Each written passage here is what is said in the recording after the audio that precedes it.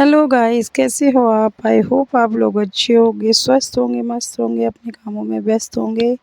Guys, सभी को जय बाबा की। और हम लोग आए हुए हैं वहाँ, आप लोगों को आगे बताएंगे कि हम कहाँ पे आए हुए हैं। और ये हमने जहाँ हम आए थे वहाँ पे हमने ये कमरा रेंट पे लिया था। उसके बाद हम नहाने के बाद सुबह तैयार फ्रेश व्रेश होके तैयार हो जाने के बाद में, ये मेरी भाभी की बेटी है, बोल रही बुआ मैं आपका व्लॉग बनाऊंगी आज।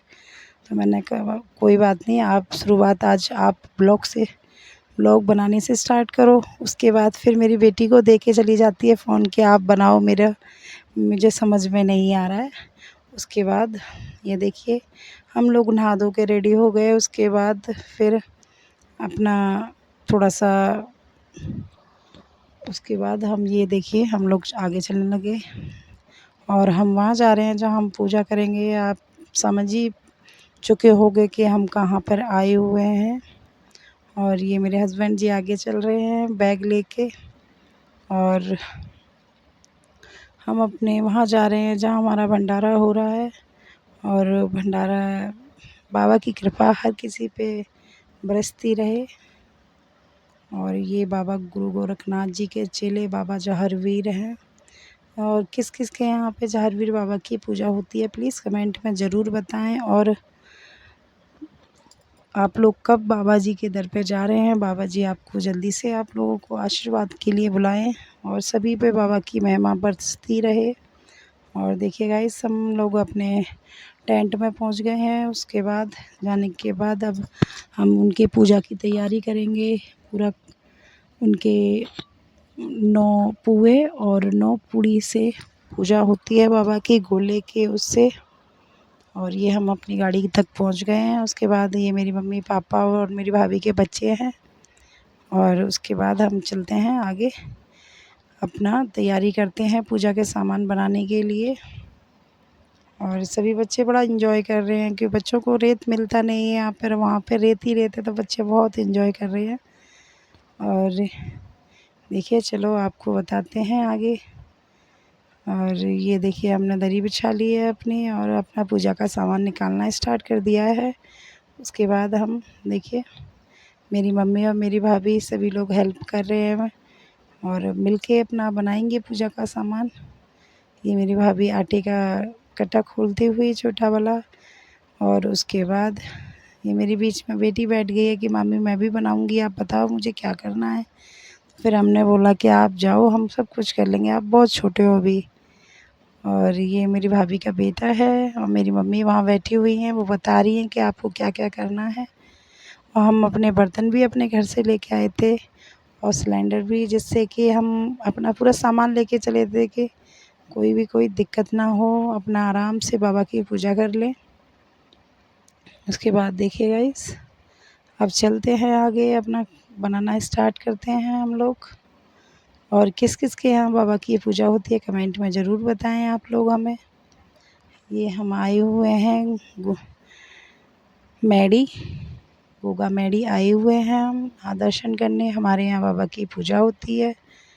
और इस बार हम नवमी को नहीं गए, नवमी से पहले गए क्योंकि नवमी पे काफ़ी भीड़ होती है बाबा के वहाँ पे, तो इस वजह से हम जल्दी चले गए थे। क्योंकि मेरी भाभी के बच्चे छोटे छोटे हैं तो वो दर्शन करने में दिक्कत होती है, वहाँ पे काफ़ी भीड़ होती है।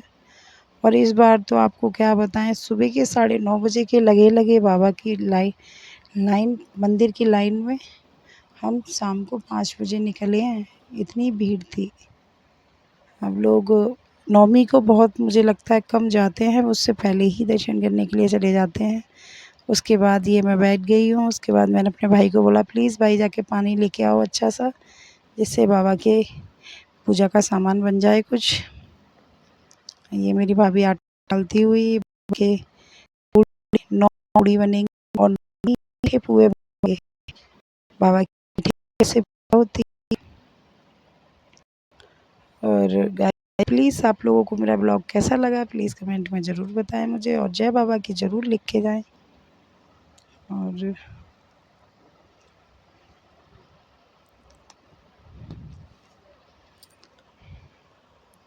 ये हमने चीनी निकाल ली है चीनी निकालने के बाद गुलगुलों में डालेंगे। हमारे यहाँ, आपके यहाँ पुए बोलते हैं, गुलगुले बोलते हैं, क्या बोलते हैं प्लीज़ कमेंट में ज़रूर बताएं हमें।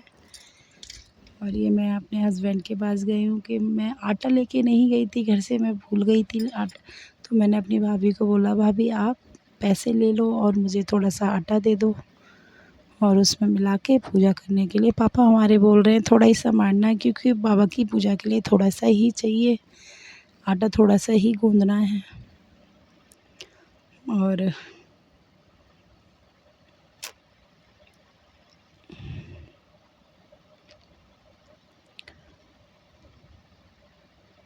मैं अपनी भाभी से बोल रही हूँ, भाभी आटा दे दो लाओ, मैं मार दूँ। तो भाभी ने बोला, नहीं दीदी मैं मार दूँगी, आप बैठो आराम से।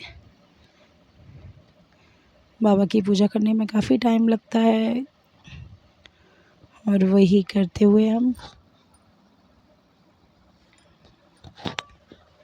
बहुत इन्जॉय हो रहा था। मेला लगा हुआ है बाबा का, भादों का। काफ़ी सारी चीज़ें हम लेके आए हैं मेले से। ये देखिए मेरी भाभी अभी बोल रही थी कि जल्दी कर लो, क्योंकि दर्शन करने में हम लेट हो जाएंगे। और मेरी मम्मी कुछ ऐसी बात बोल रही थी जिस पे हम लोग हंस रहे थे। मेरी बेटी ब्लॉग बना रही है, तब पूछ रही है, मैं आप बुआ क्लियर आ रहे हो? तो मैंने बोला ठीक है, ओके। और यही हम, और ये ऐसे सच्चे देव हैं जो कि आप सातों कास्ट में पूजा होती है बाबा की। ये इतने अच्छे देव हैं कलयुग के। ऐसा पहला देव है जो कि सातों कास्ट में पूजा होती है उनकी। और बाबा गुरु गोरखनाथ जी के चेले हैं, बाबा गुरु गोरखनाथ जी के जो हरवीर बाबा चेले हैं। और इनकी आपको मैं इनकी पूरी बात बताती हूँ कि ये बाबा कैसे, कहाँ से, क्या हुआ था।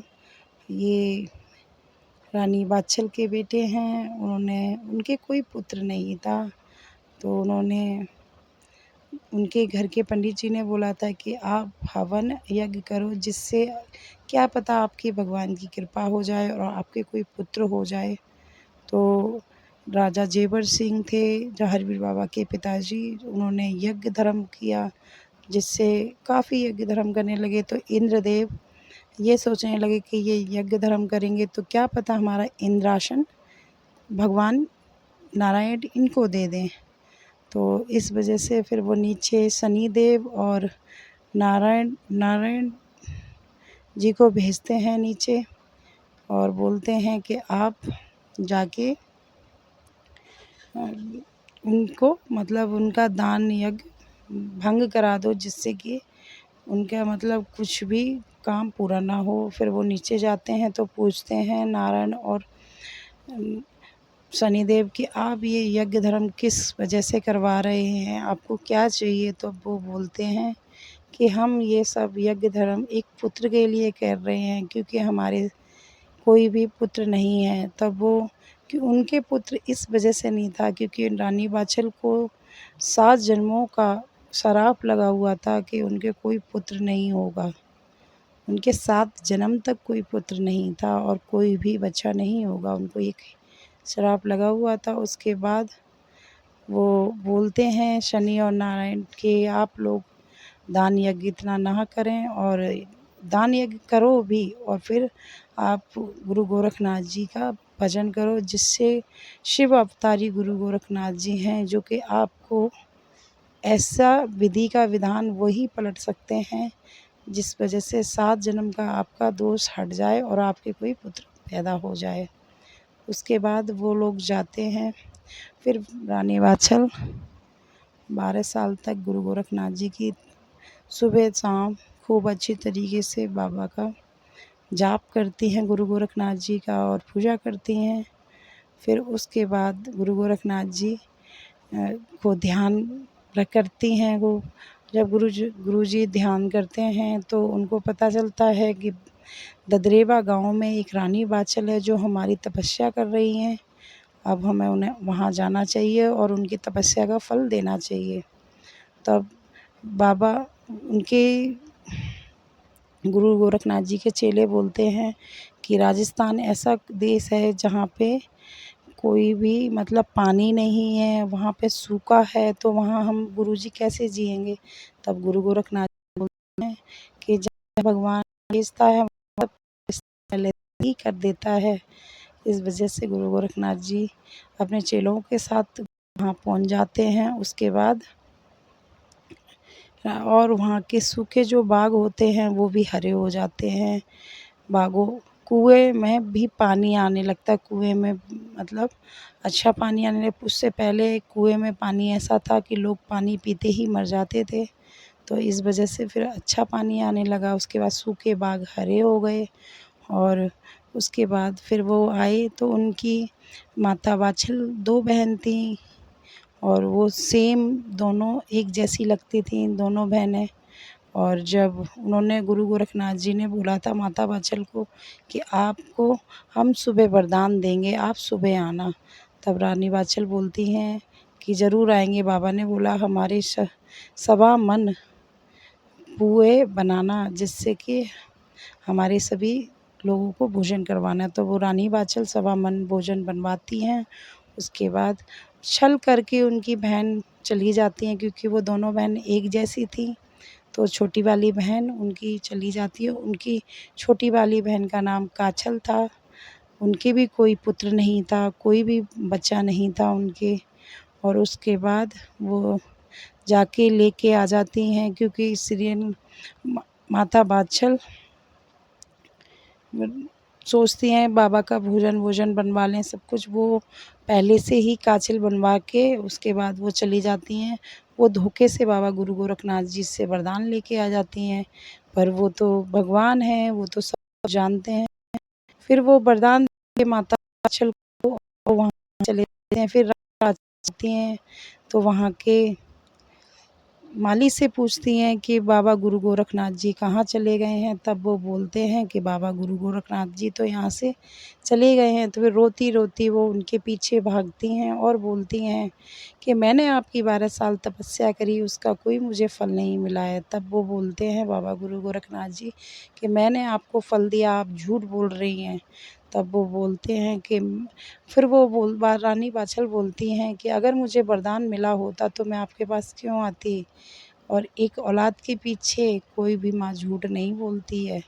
तब वो बोलते हैं, वो अपना ध्यान लगाते हैं गुरु गोरखनाथ जी और जब देखते हैं कि माता वात्सल ने नहीं वरदान लिया है, माता काछल उनकी बहन ले गई हैं वरदान, तभी वो गुरु गोरखनाथ जी बोलते हैं कि वो हमसे छल से वरदान लेके गई हैं तो उनके बच्चे भी मतलब छल से ही मारे जाएँगे वो दोनों भाई।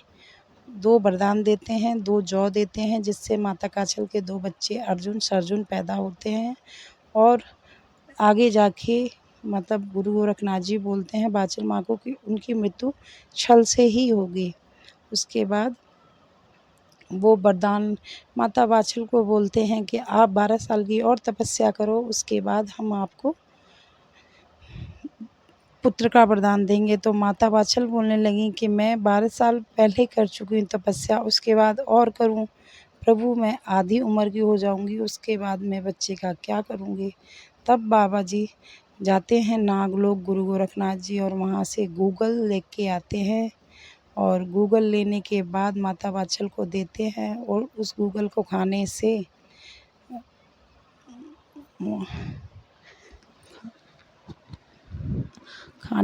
क्योंकि उनके साथ में ही माता वात्सल बोलती हैं कि मेरी एक घोड़ी है जिसके कोई भी मतलब बच्चा नहीं हुआ है और मेरी बहुत सी सखियाँ हैं और मेरी ननद हैं जिनके कोई बच्चा नहीं हुआ है। तभी वो गूगल बोलती हैं कि हम सब बाँट के खा लेंगे।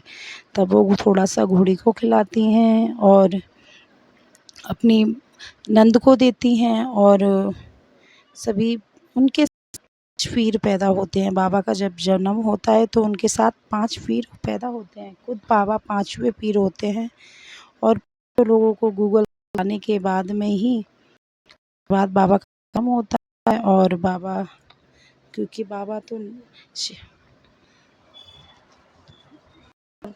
गूगल से पैदा हुए हैं तो वो नाग के देवता हैं। और उसके बाद गुरु गोरखनाथ जी की सभी लोग करने लगते हैं। उनके बाद क्योंकि इनकी पूजा बच्चों के लिए ही होती है, जिसके बच्चे नहीं होते हैं वो लोग पूजा करते हैं। बाबा उनकी ज़रूर गोद भरते हैं सभी की, और बाबा की कृपा से औलाद ज़रूर मिलती है। और भगवान जिन बहनों पे औलाद ना हो, बाबा उनकी गोद हरी ज़रूर करें और सभी बहनों को माँ बनने का सुख ज़रूर मिले। और ये देखिए हम हवन कर रहे हैं बाबा का। उसके बाद हवन करने के बाद अब हम जाएंगे बाबा के दर्शन करने के लिए। ये हमारा हवन संपूर्ण हो गया है। ये मेरे हस्बैंड जी ने अपने ऊपर से घी का वो लगा दिया है और इसके बाद हम जाएंगे अब दर्शन करने के लिए। देखिए कितने अच्छे तरीके से बाबा ने हमारी पूजा स्वीकार की है, और अच्छे तरीके से पूजा करने के बाद हम लोग अपनी आहुति दे रहे हैं गोले की लास्ट में। और मैं तो यही कह रही हूँ, मेरे जितने भी सब्सक्राइबर हैं जो मेरी वीडियो देखते हैं, बाबा उन पे कृपा हमेशा बनाए रखें। और मेरे जितने भी यूट्यूबर भाई बहन हैं सभी पे बाबा की कृपा बरसती रहे।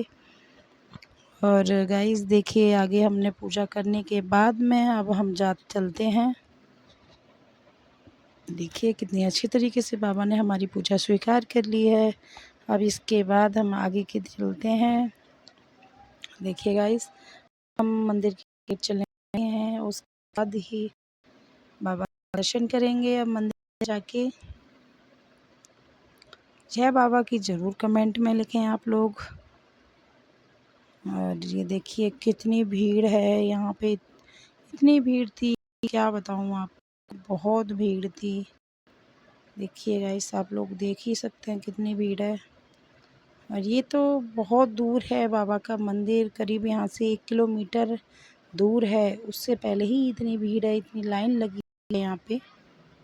और आगे आपको हम दिखाते हैं पूरी वीडियो में क्लियर से। ये अब डालते हैं ये। और देख ही सकते हो सामने बाबा का मंदिर है, हम बाबा खड़ी जा रहे हैं। और ये देखिए इतनी भीड़ है यहाँ पे। और गाइस प्लीज़ कमेंट में जय बाबा की ज़रूर लिखें आप लोग। मैं आपसे रिक्वेस्ट कर रही हूँ, बाबा आपकी सभी मनोकामना पूरी। और चलते हैं आगे, आपको बाबा के दर्शन जरूर कराएंगे अपने ब्लॉग में। देखिए कितनी भीड़ है, हम लोग कह रहे हैं जय बाबा की, जय बाबा की। ये पहुंच चुके हैं हम बाबा के मंदिर में। बाबा का मंदिर में अब इतनी मतलब पूरे रेलिंग लगा दी है मंदिर में, जिससे कि बाबा की परिक्रमा लग जाती है। पहले कुछ नहीं था, काफ़ी सुधार आ गया है। और लोग ने काफ़ी अच्छा यहाँ पे किया। उसके बाद चलते हैं, जो लोग बाबा के दर्शन जरूर कराऊंगी। घर बैठे आप बाबा के दर्शन कर लीजिए। ये देखिए बाबा गुरु गोरखनाथ की जय, गोगा मेडी वाले बाबा की जय। आप लोगों के दर्शन कर लिए, कमेंट में जय बाबा की ज़रूर बोलें। आप लोगों को मेरी वीडियो कैसी लगी प्लीज़ कमेंट में ज़रूर बताएं। और प्लीज़ मेरे चैनल को लाइक जरूर करें। आप लोगों को दर्शन करा रहे हैं।